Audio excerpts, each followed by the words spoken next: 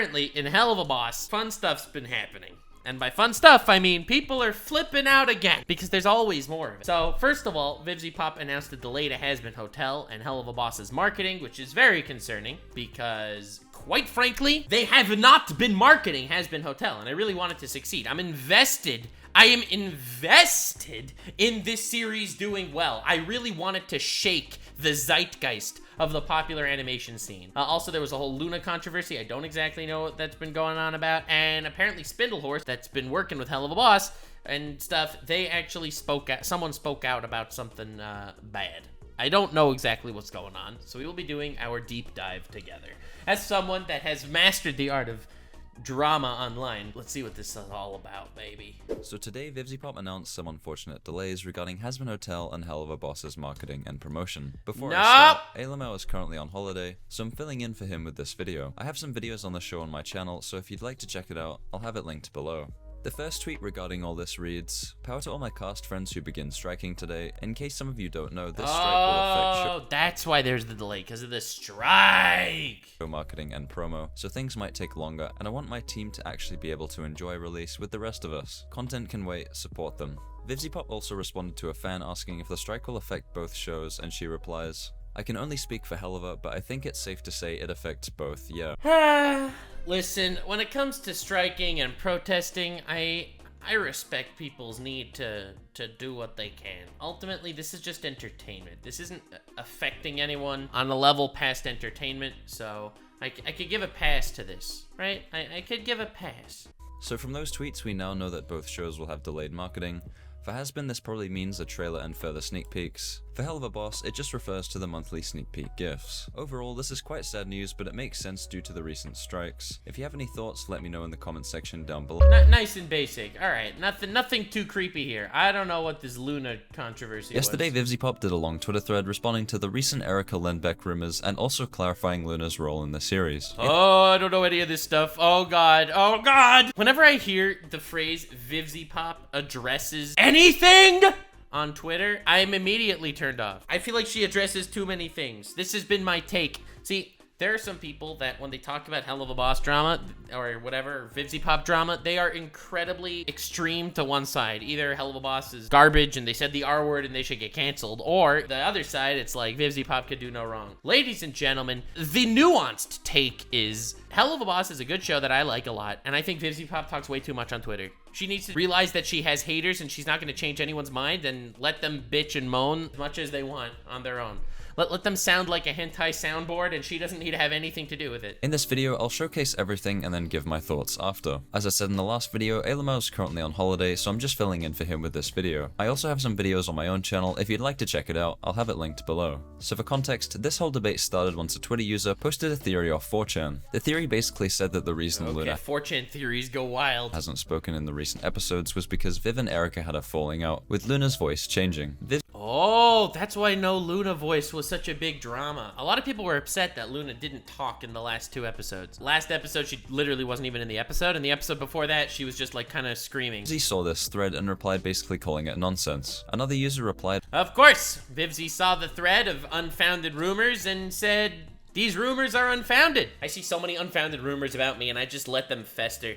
Like, who cares?" Asking about the production on Viv's shows, and Viv replied saying that it's out of her hands at the moment. However, Hazbin will be worth the wait, and she'll post lots of information and clarification when she can. Bruh. She says, "I'm excited to eventually talk about it once everything is out, being able to give clarity on what's going on. I am praying that Hazbin Hotel does not get mega corporatized and kind of a backseat to bring people to watch the other platform." The show is in others' hands at the moment, so like everyone, I just have to see how it plays out. But I know the powers that be love the show. It is such a bad sign when the creator of the show says the show is in others' hands at the moment. Like, that is so scary. I pray it's not being sold out here. And I know it's worth the wait. Following on from this, Viv decided to do a Twitter thread responding to the theory. The thread starts with, "Erika isn't on socials anymore, but I'm sick of people's conspiracies about her in the show. She's going through enough. Stop speculating about her personal life. It was simply that 2 to 3 years ago when we recorded season 2, we didn't have as much budget as we do now." Huh? They recorded season 2 2 to 3 years ago? What does that mean we didn't have as much budget as we do now? What does that mean? Did she expect to be paid more retroactively? Like, now that Helluva Boss is huge, did she want to get paid more? They said Well, no, we made a deal on the pass price. Is that what she's implying here? I don't even know what that has to do with anything. If a character didn't play a significant role in an episode, which Loona doesn't always in the early episodes, it was easier on the budget to not have her speak. It's as simple as that. In hindsight, 2 years later as these episodes release, I do very much regret not having her speak more. Especially— I mean, listen, I do kind of understand that, right? Like, why would they pay her for episodes where she only has a minor role? I mean, I kind of get that, but also it clearly devalues the show. It's always sad to me when it's clearly just money reasons makes the show worse. Like, if they would have just had a bit more money, and there's no way it's that expensive to hire a voice actor. I've hired voice actors, and I've been offered to be hired as a voice actor, and there's no way it's that expensive. It's just Helluva Boss is actually huge and profitable right now, whereas at the time it wasn't, so I guess I get it. Especially in Western Energy. I 1000% regret it in hindsight, but we thought it might be a fun way to show a more puppy side and save a little budget. No shot! That's really true. They thought it might be a fun way to show a puppy side and save a little budget? No. It was about the budget. Let's not make believe there was a silver lining to it. Erica out. And also, now that you have the budget, why don't you re-record some lines? Who cares if it was recorded 2-3 years ago? Why can't you change anything? You have a bigger budget now. That was not how we were thinking. Actors record all at once. It felt like we had her in lots. Loona is in more episodes and does more this season. We're not even halfway. Rumors over my cast really get old. While I'm on the subject— that I totally agree about, though. I feel like it's kind of a bitch move with all the speculating, but of course people are gonna keep speculating because you keep responding to the speculations. This is the problem with responding to everything immediately. If you respond to everything, people will speculate on everything. No guest actor got paid more than the main cast. They all agreed to be in the show fairly, so can y'all chill, please leave the cast alone. I kinda wanna delete this thread so someone cap it. I'm pretty sick of having to info dump just to stop people pestering the crew, and cast about shit that isn't any of their business. So overall— yeah, and they're gonna keep doing that for as long as you keep responding. in the thread, Viv shut down the rumors surrounding Loona's voice, and she clarified that the reason she didn't speak much was because it was a deliberate choice to make Loona more puppy-like and save money, which is something she now regrets. She also said that no guest— yeah, I don't like the puppy-like take. I feel like that's like what they're trying to make believe is a silver lining because they didn't want to pay the voice actress, which is fine, but own it. Actor got paid more than the main cast. This is something people have been mentioning for a while, with people saying that Viv sold the show out for mainstream voice talent. That's the entire thread. If you have any— well, I know that whole drama. That's a whole different situation. Thoughts, leave them in the comments section down below. Thanks for watching. There is one final piece of drama that we need to get caught up on. The Spindlehorse employees speak out. Were levied against Spindlehorse, the studio behind Hazbin Hotel and Helluva Boss. In this video, I'll give context to the situation, go through each allegation, and then give my thoughts after. Once again, for those unaware, Enma is still on vacation, so I'll be filling in for him. And lastly, before I start, I'd like to remind everyone that Spindlehorse, Bento Box, and vivziepop are innocent before proven guilty. These are just— oh God, that's not a good way to start! Oh no! Oh God, I really hope nothing actual bad is going on with these people. Oh no. allegations, so make your own mind up after watching.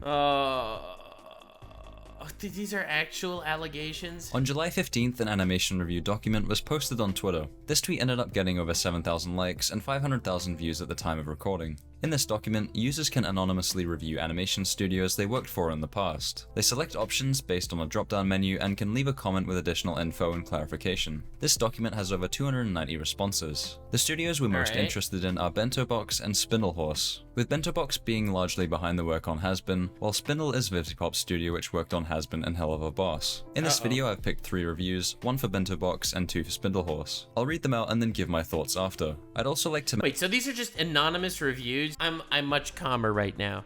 Okay, listen.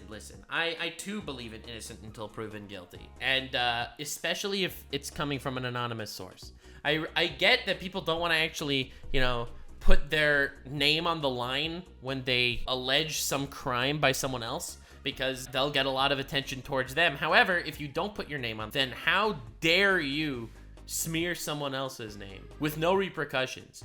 This is my ultimate take when it comes to like drama and bad takes and hatred online and all that stuff. The ultimate nuclear take: if you will have no repercussions by being proved wrong, I will not believe you until there's evidence. So that's the nuclear take that I really wish more people followed and abided by. Mention that you don't need proof or sources to apply to review in this document, so there is a chance that any amount of these reviews could be made up or fabricated. The Bento Box review is the first. We don't know what position they had. They said that there was bad treatment, inflexible hours, no work for hire, disorganization, and— Dude, I could fill this out. They don't even prove who they are, and they have no actual evidence. I could fill this out and say that this stuff happened. Literally. bad supervisor. I think that if it's a completely anonymous complaint with no evidence, that shouldn't even be considered more than an allegation. They worked from 2020 to 2023, they said, a chaotic mixed bag of experiences over many different projects and years. Some being so nightmarishly bad, I don't understand how the company could still function, to being okay. Don't work here unless you get a senior position. If you're a junior in any aspect, prepare to have most things trickle down into your lap, to have your position constantly kicked around as being expendable. That's don't count rough. on promoting from within either. Not only does management not believe a junior could do a senior job, they don't even know what you do. I've personally seen people give 150% to this company only for management to squander that talent by giving them punishing workload/hours at minimum pay or replacing them with a cheaper That's option. rough. Management seems deeply embedded and have incredibly secure positions, while everyone else feels like they ride a razor's edge of being Unfortunately, I feel like that's so many people. let go tomorrow. The first Spindlehorse review is a background artist. They wouldn't recommend the studio and said there was low pay, too much work, bad treatment, bad supervisors, and disorganization, unclear due dates, long downtimes with no clear indication when work is That sounds like YouTubers, am I right? coming, and no consistency in production. They were a work for hire and were paid between $60 and $300 per background. They worked at Spindle from 2020 to 2021. Alright, that's fine, I guess.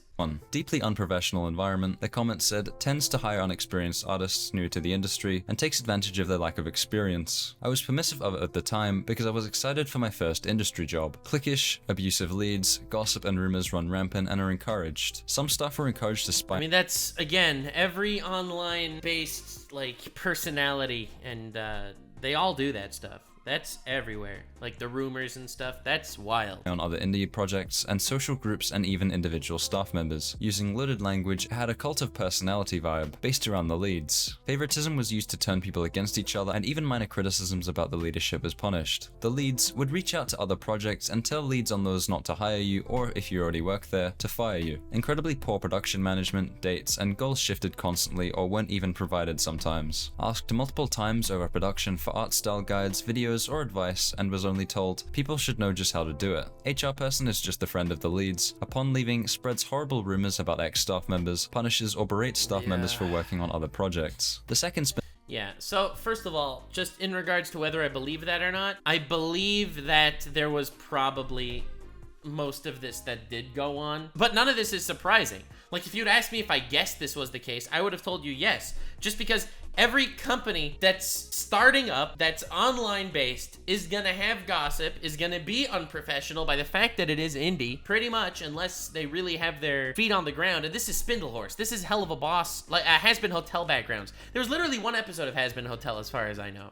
So I really truly believe this is just taken out of context and just a regular work day. What employee hasn't felt this way that worked in a company? Rumors about ex-staff members, punishes or berates staff members for working on other projects. The second Spindlehorse review is from an animator. Once again, they cited the It should not be a standard. I agree, but it is. And making it like an allegation is frankly not accurate. pay, too much work, bad supervisors, creatively unfulfilling projects, and disorganization. Okay, creatively unfulfilling projects. You're joining this as an animator or whatever. You could create your own projects if you want.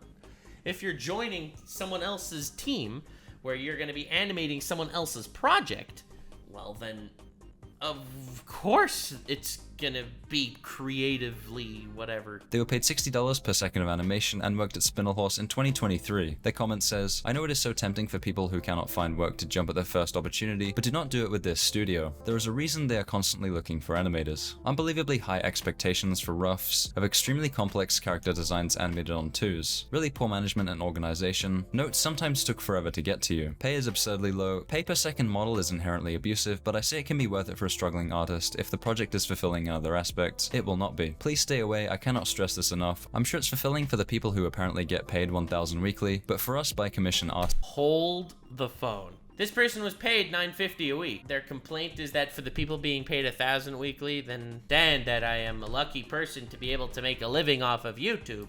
But that doesn't sound like such a huge difference to me. Artists, it is not worth it at all. To spend the time trying to learn these insanely complex characters for the pay we are receiving, and the hope that maybe in future, we will be paid what we are worth. Okay, people out there, animators, Don't go into a job working for someone else with the mindset that maybe if I do well, I will eventually be paid what I'm worth. You won't be, because they feel like they can get away with paying you less. So they won't up your price. They're not like me, who just gives raises to my editors.